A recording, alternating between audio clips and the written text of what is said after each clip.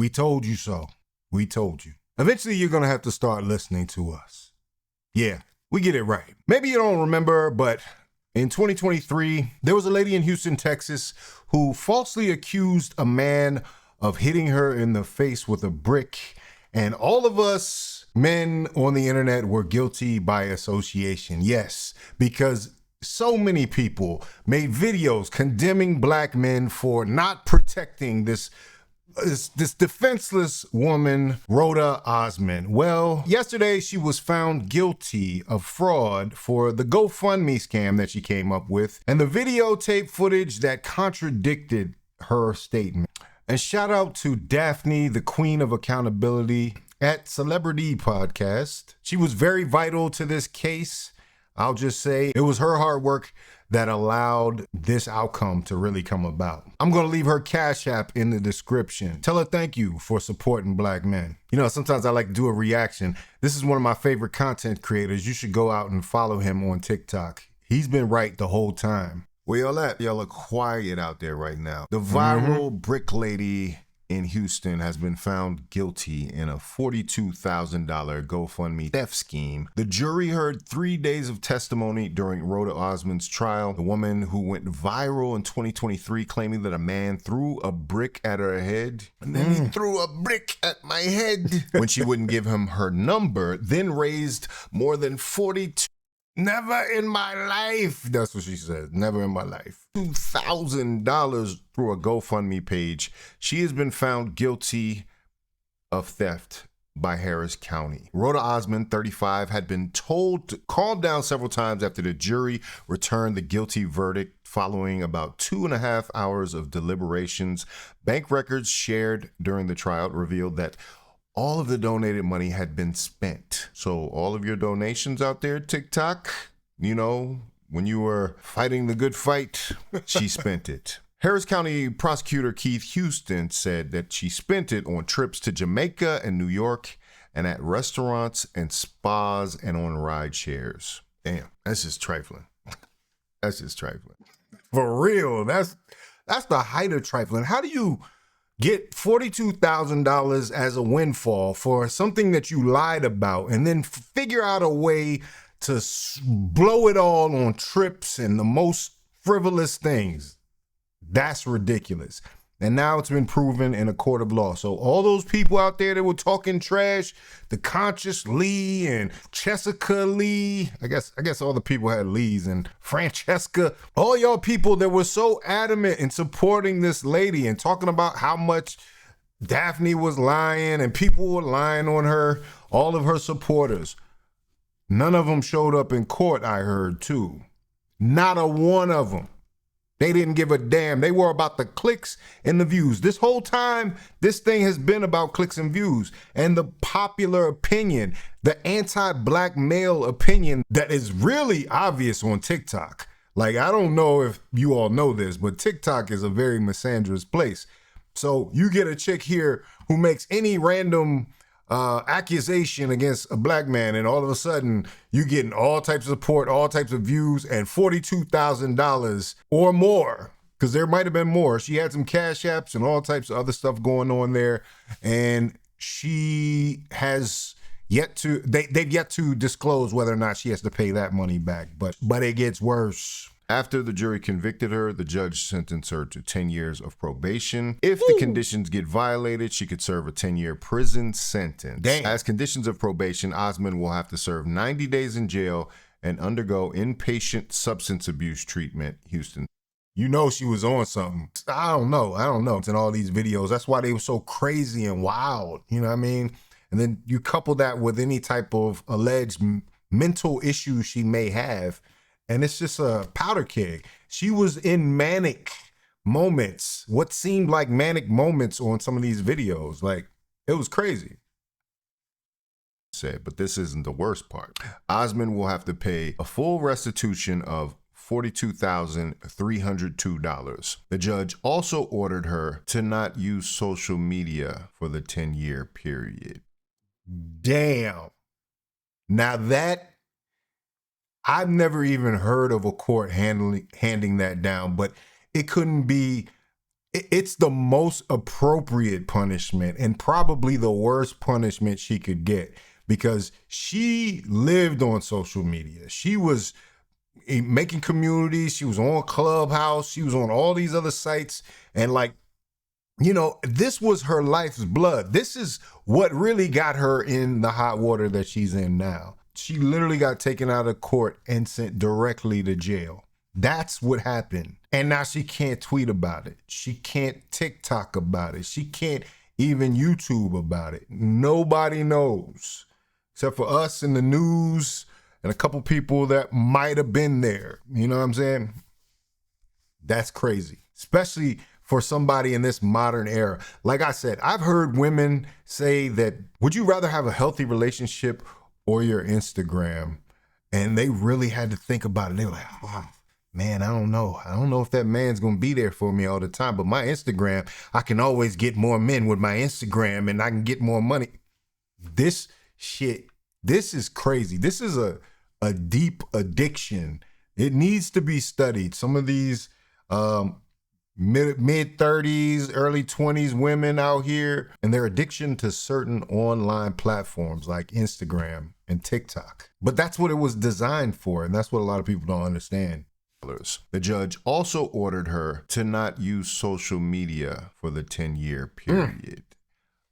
Ouch. Because if you know, that's what got her into all of this. That is what started all this. And you know, if you saw any of her videos, she was very active, too active on social media. I'm telling you. Me. Yeah, man, it's a new day, man. You're being held accountable for this type of victimless crime that they were doing for so long. A lot of these GoFundMe scams have been going on for a long time. And that's how, when it first came out that she had done this before in another situation where she was raising money because something had happened to her. She had had an injustice, you know, because she called herself like a community activist at times.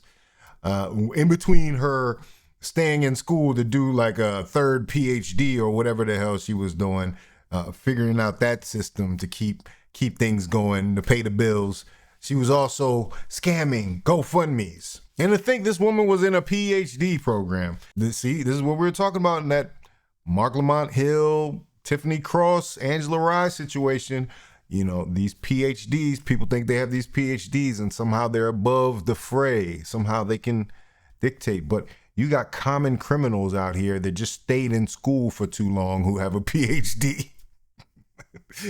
Go figure. And all PhDs aren't created equal, right? We know that, right? When you hear somebody say, oh, they've got a PhD, just think of Rhoda Osmond. Think of the brick lady actually having a PhD, being a PhD candidate. So there's a few top stories that we're looking at. GoFundMe schemers found guilty tonight. Car crashes into a vet clinic in Montgomery County and fire scorches land in Galveston Island. That's some of the top stories tonight. Let's start with the GoFundMe scheme story. Remember Rhoda Osmond? We talked about her a few times for the last couple of years. In 2023, she was known as the brick.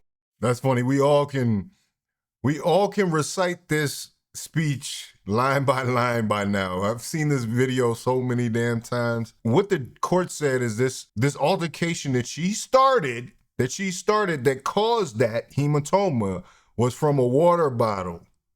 A water bottle, not a brick, like she told everybody. I think I even, during the time, I found the original story that she got it from. It was a story that happened in Africa, and a woman got hit in the face with a brick. We always said those injuries were inconsistent with being hit with a brick. When I looked into it, you would always see more than just a contusion. You would probably see some broken skin because it's a brick hitting your face. That's why most men ruled this whole story out, because it was ridiculous from the beginning. You're gonna get hit with a brick, but no skin breaks? Really?